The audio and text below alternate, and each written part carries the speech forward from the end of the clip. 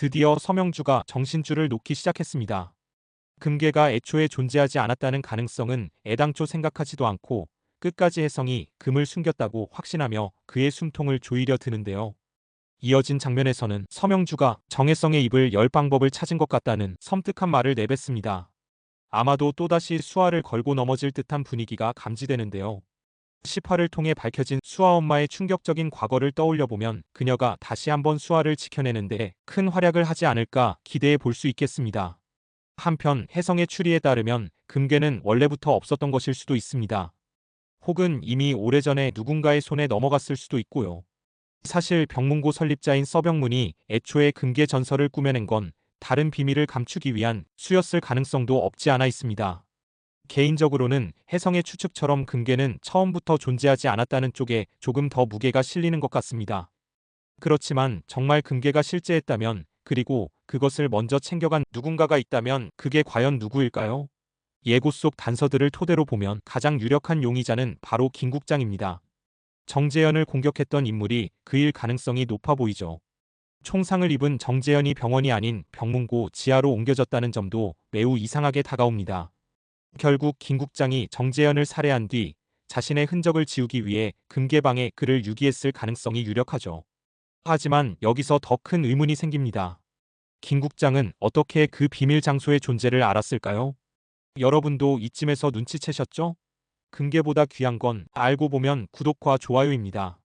지금 한번 눌러주시면 혜성이 금도 찾고 복수도 성공할 확률이 올라갈지도 몰라요. 이걸로 미루어 보면 김국장 역시 오래전부터 서명주와 얽힌 과거가 있었고 그 이전에도 같은 조직이나 세력에 속한 인물들과 연결되어 있었을 가능성이 큽니다. 단순히 서명주의 부하로만 움직였던 인물이 아니란 얘기죠.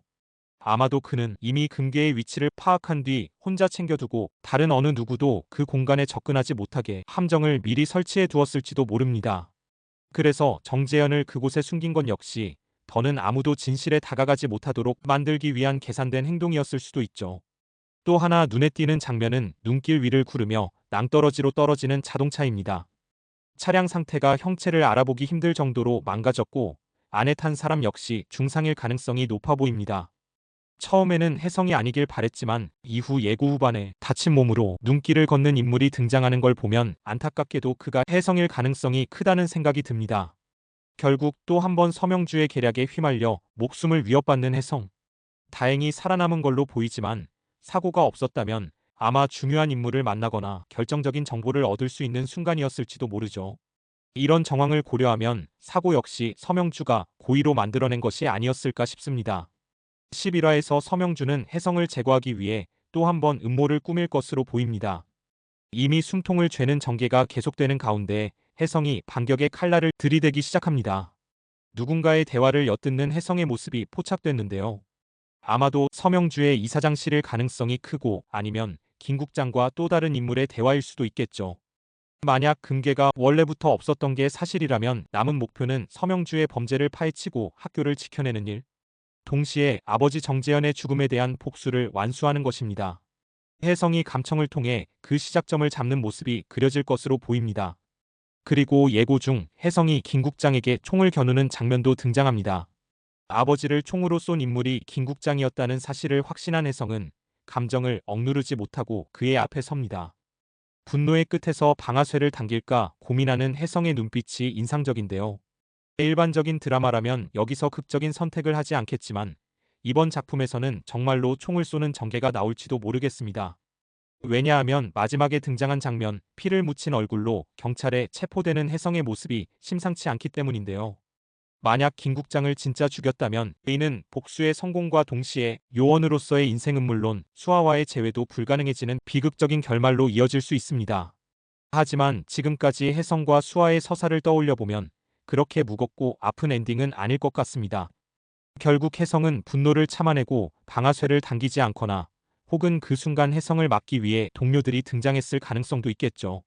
아니면 아버지의 마지막 모습을 떠올리며 총을 내리는 혜성의 선택이 이어질 수도 있고요.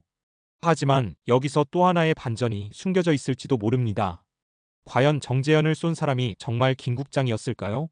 모든 정황이 그를 가리키고 있지만 오히려 그렇게 명백한 결말은 반전을 위한 장치일 수도 있습니다. 여러분이 생각하는 진범은 누구일까요? 저는 공팀장이라는 생각이 자꾸 드네요. 그리고 개인적으로 가장 뭉클했던 장면은 혜성이 수아야 고마웠어 라고 말하며 수아의 곁을 떠나는 순간이었습니다. 복수를 마치고 나면 더는 그녀를 만날 수 없을 거라는 각오가 담긴 이별이었겠죠. 불과 얼마 전 수아에게 좋아한다고 고백하고 데이트 약속까지 했던 혜성이기에 더더욱 안타까운 장면이었습니다. 하지만 이런 이별은 종종 진짜 행복을 위한 전주곡이 되기도 합니다. 이별의 고통이 클수록 그 뒤에 올 해피엔딩은 더욱 극적으로 다가오는 법이죠. 어쩌면 마지막 12화에서는 수아와 혜성이 약속했던 행복한 시간을 함께 보내는 장면들이 가득 담기지 않을까 조심스레 기대해 봅니다. 과연 다가올 11화와 마지막 회에서는 어떤 반전이, 어떤 감동이 우리를 기다리고 있을까요? 끝없이 꼬여버린 과거의 퍼즐 조각들, 그리고 이제야 조금씩 모습을 드러내는 진실의 그림자. 금보다 귀한 정의, 눈물보다 짜릿한 복수, 그리고 그 속에 숨겨진 사람들의 선택이 드디어 마침표를 향해 달려가고 있습니다. 모두가 진실을 원하지만 진실이 모두를 행복하게 만들진 않죠.